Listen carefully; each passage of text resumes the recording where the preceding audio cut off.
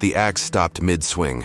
For the first time in decades, Silas Ward heard something that shouldn't exist on his land. Footsteps that weren't his own. The woman stumbled through his pine grove like she belonged there, but her eyes held the desperate confusion of someone who had no idea where she was. She wore a traveling dress torn at the hem, muddy boots, and carried nothing but a small leather bag clutched against her chest like it contained her entire life. "Water," she said, not as a request, but as a statement, as if she had every right to demand it from a stranger's property. Silas lowered the axe slowly, studying her face. Most people who wandered onto his land turned around the moment they saw him, a man whose beard had gone gray from years of solitude, whose clothes bore the permanent stains of pine sap and wood dust. But this woman didn't flinch. She just stood there, swaying slightly, waiting for him to respond. "Storm washed out the main road," she continued, though he hadn't asked. "Been walking since dawn." The sky above was clear blue, not a cloud in sight. There hadn't been a storm in 3 weeks. Silas set the axe against the woodpile and walked toward his cabin, gesturing for her to follow. The woman, Cora, she said her name was, matched his pace despite the exhaustion clearly weighing on her shoulders. She glanced around his property with sharp eyes, taking in details, the neat stacks of split logs, the well-maintained tools, the complete absence of any other human presence. "You live here alone?" she asked. "Have for years. Don't you get lonely?" Silas paused at his door. It was a question no one had bothered to ask him since he'd chosen this life.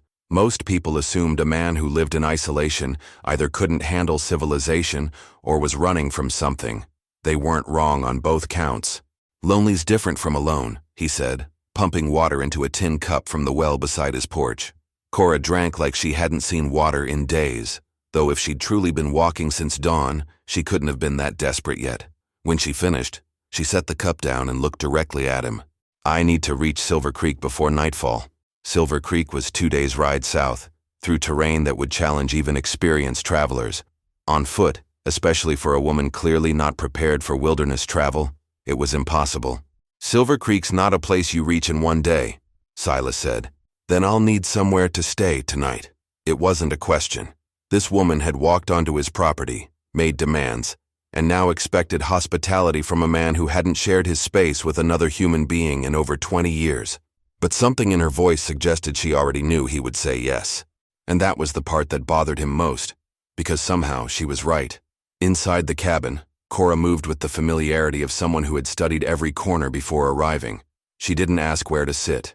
She chose the chair by the window that offered the best view of the approaching trail. She didn't comment on the sparse furnishings or the layers of dust that accumulated in a home where no visitors were expected. Instead, she reached into her leather bag and pulled out a folded piece of paper, yellowed with age. "I'm not lost," she said, spreading the paper on his wooden table. Silas felt his chest tighten. The paper was a hand-drawn map of his property, detailed down to the location of his woodpile, his well, even the oak tree where he'd carved his initials decades ago. Someone had marked his cabin with an X and written SW in faded ink beside it. "Where did you get this?" "My brother drew it before he died." Cora's fingers traced the lines of the map. "He told me if I ever needed help, real help, there was a man living in the pines who owed our family a debt."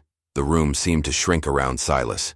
He hadn't spoken his full name to anyone in years, but this map proved someone had not only known where to find him, but had kept track of his location long enough to share it with others. "What was your brother's name?" "Thomas Lane." The name hit Silas like a physical blow.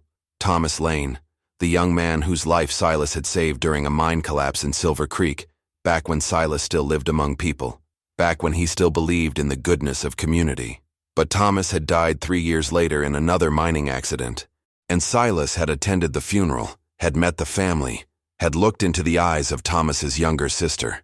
This woman sitting across from him wasn't that girl. That girl had been maybe 14, with braided hair and a shy smile. This woman was older, harder, with calloused hands and the confident bearing of someone who had faced serious trouble.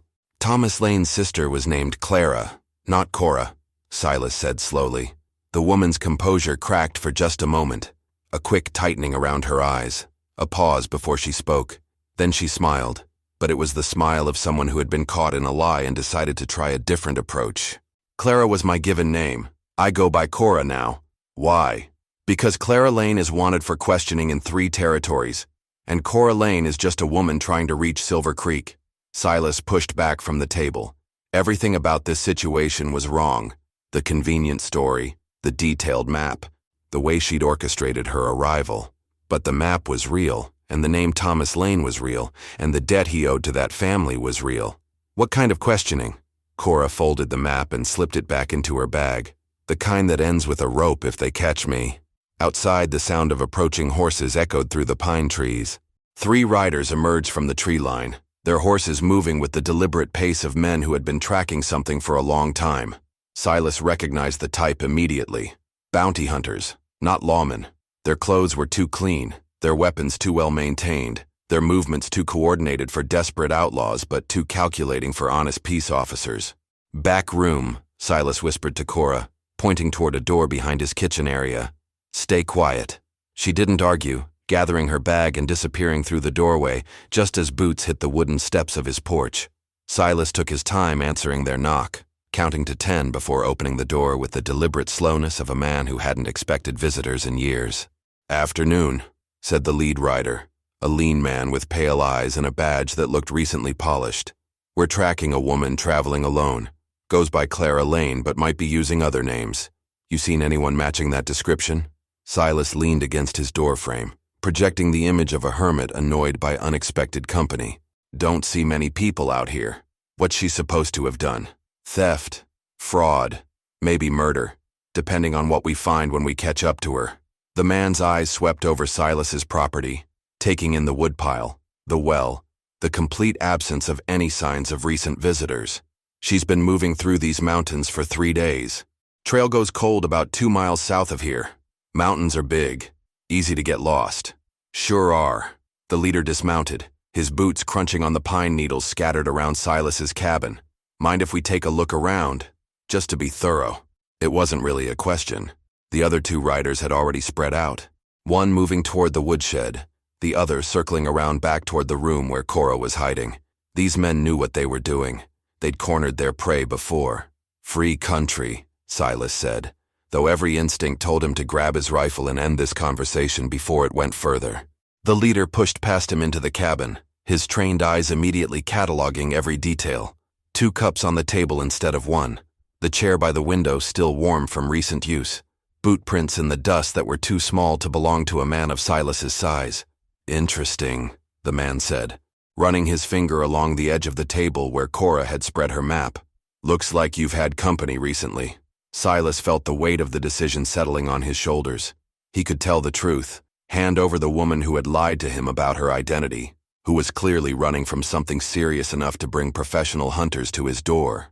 It would be the smart choice, the safe choice. But Thomas Lane had saved his life in that mine collapse, even though Silas had been the experienced miner, and Thomas just a kid trying to prove himself. Thomas had risked everything for a man he barely knew. "Sometimes I talk to myself," Silas said. "Gets lonely out here." The bounty hunter smiled, but it didn't reach his eyes. "I bet it does." From the back room came the unmistakable sound of a boot scraping against wood. The bounty hunter's head snapped toward the sound, his hand moving instinctively to his weapon. Silas stepped sideways, deliberately blocking the man's view of the back room while trying to appear casual about it. "Old cabin settles," Silas said. "Wood expands and contracts." "Sure it does." The leader gestured to his men outside. "Check the back room." Before anyone could move, Cora emerged on her own, hands visible, carrying her leather bag like she'd simply been waiting for the conversation to end. She'd composed herself completely. No trace of fear in her expression, no desperate energy of a cornered animal. If anything, she looked annoyed by the interruption. "Gentlemen," she said, nodding politely, "I assume you're here about the reward money." The leader's confidence faltered slightly. This wasn't the desperate fugitive he'd expected to corner. This was a woman walking into a negotiation. "Clara Lane, you're wanted for questioning in connection with—" "I know what I'm wanted for," Cora interrupted. "The question is whether you know who's really paying you to find me." Silas watched the exchange with growing unease. Something had shifted in the room's dynamics. The bounty hunters still had the numbers and the weapons, but Cora had information they didn't expect her to possess. "Marcus Brennan hired you, didn't he?" she continued. "Told you I stole from him. Maybe said I killed someone close to him. Offered you enough money to make the long ride worth your time." The leader's jaw tightened. What you're accused of is a matter of public record. Public record. Cora laughed, but there was no humor in it. Marcus Brennan owns half the judges between here and Silver Creek. He could make public record say I killed my own mother if it served his purposes. She opened her leather bag and pulled out a thick stack of papers. Yellowed and official-looking. These are the real records. The ones that show Marcus Brennan has been systematically stealing land from families who can't afford to fight him in court, including the land where my brother died. Silas felt pieces clicking into place. Thomas Lane hadn't died in an accident. He'd been killed because he'd discovered something that threatened a powerful man's operation. My brother wasn't just a miner, Cora said, spreading the documents on Silas's table. He was keeping records of every illegal claim Brennan filed, every family he cheated, every death he covered up. These papers prove that at least 7 mining accidents were actually murders. The bounty hunter studied the documents, his certainty wavering. Professional hunters survived by reading situations correctly, and this situation had just become much more complicated than a simple fugitive capture. Even if that's true, he said slowly, we still have a job to complete. Do you? Cora asked. Because the man who hired you is also the man these documents prove is a killer. When this evidence reaches the territorial authorities, anyone who helped Brennan is going to face some very uncomfortable questions. Outside, one of the other hunters called out, more riders coming from the east, at least 6 of them. Silas grabbed his rifle from beside the door. 6 riders meant serious trouble, and if they were Brennan's men rather than more bounty hunters, the situation had just moved beyond negotiation into something that would end in blood. If this story is touching you in any way, don't forget to hit the like button, share it with someone who loves a good Western tale, and subscribe to the Western Redemption channel. Every single day at exactly 1 p.m., a brand new story drops, packed with emotion, justice, and redemption. So turn on the notification bell and don't miss the next chapter, because out here in the West, no one waits around. The approaching riders moved with military precision, spreading into a wide formation as they cleared the tree line. These weren't more bounty hunters. They were hired guns, the kind of men who solved problems with bullets rather than warrants. Silas recognized their leader immediately. Marcus Brennan himself, a man who had grown rich by taking what others couldn't defend. Well, said the bounty hunter leader, looking between Cora's documents and the approaching riders, seems like this job just got a lot more complicated. Silas levered around into his rifle's chamber. You boys can ride out now, or you can stay and explain to Brennan why you let his target slip away. Your choice. The 3 bounty hunters exchanged glances. Professional hunters survived by reading situations correctly, and this situation had death written all over it. Whatever Brennan was paying them wasn't worth facing down a man who knew these mountains like his own backyard, especially when that man had just proven he was willing to lie to protect someone he'd met an hour ago. We'll take our chances on the trail, the leader said, backing toward the door. This isn't what we signed up for. Within minutes, the bounty hunters had mounted up and disappeared into the pines, leaving Silas and Cora alone to face 6 armed men who weren't interested in taking prisoners. How well do you know these mountains? Cora asked, checking her own small pistol. Well enough. Silas studied Brennan's formation through his window. The men had surrounded his property but weren't closing in yet. They wanted to talk first, which meant they still thought they could intimidate their way to victory. There's a cave system about a quarter-mile north. Thomas found it when we were exploring as kids before... Silas paused. He'd never told anyone about those childhood summers, when Thomas Lane's family had welcomed a lonely boy whose own parents had died in a mining accident. Before what? Before I became the kind of man who lives alone for 20 years. Silas moved to his fireplace and pulled out a loose stone, revealing a hidden cache of ammunition and supplies. Your brother saved my life twice. Once in that mine collapse, and once before that, when we were kids and I was ready to give up on everything. Cora stared at him. You're the boy Thomas used to talk about, the one who taught him how to read mining claims. Same skills that got him killed when he started investigating Brennan's operation. Silas loaded extra cartridges into his pockets. Those documents of his, where did you find them? Hidden in our old family cabin. Brennan had it burned down last month, but Thomas was smart enough to hide them in the root cellar. She folded the papers carefully and tucked them back into her bag. These are the only copies. If Brennan gets his hands on them. Outside, Marcus Brennan's voice carried across the clearing. Silas Ward, I know you're in there, and I know you have something that belongs to me. Send out the woman, and we can discuss this like civilized men." Silas almost laughed. Civilized men didn't surround isolated cabins with armed riders. Civilized men didn't murder miners who discovered their illegal operations. "What's your plan?" Cora asked. Silas looked at the woman who carried his dead friend's evidence, who had trusted him with a truth that could hang them both, who had somehow known he would choose honor over safety. "Same plan I've had for 20 years, he said, moving toward his back door. "Survive." The first gunshot shattered his front window. Glass exploded inward as Brennan's men opened fire, forcing Silas and Cora to drop behind his heavy wooden table. Bullets splintered the cabin walls, sending chunks of wood flying across the room. Silas counted the rhythm of the shots. 6 rifles, firing in coordinated volleys to keep them pinned down while Brennan's men closed the distance. "Back door now," Silas whispered, army crawling toward the rear of the cabin. They slipped out while the gunfire concentrated on the front windows, using the cabin's bulk to shield their escape. Silas led Cora through the densest part of his pine grove, where the trees grew so close together that mounted riders couldn't follow. Behind them, boots thundered across his porch as Brennan's men stormed the empty cabin.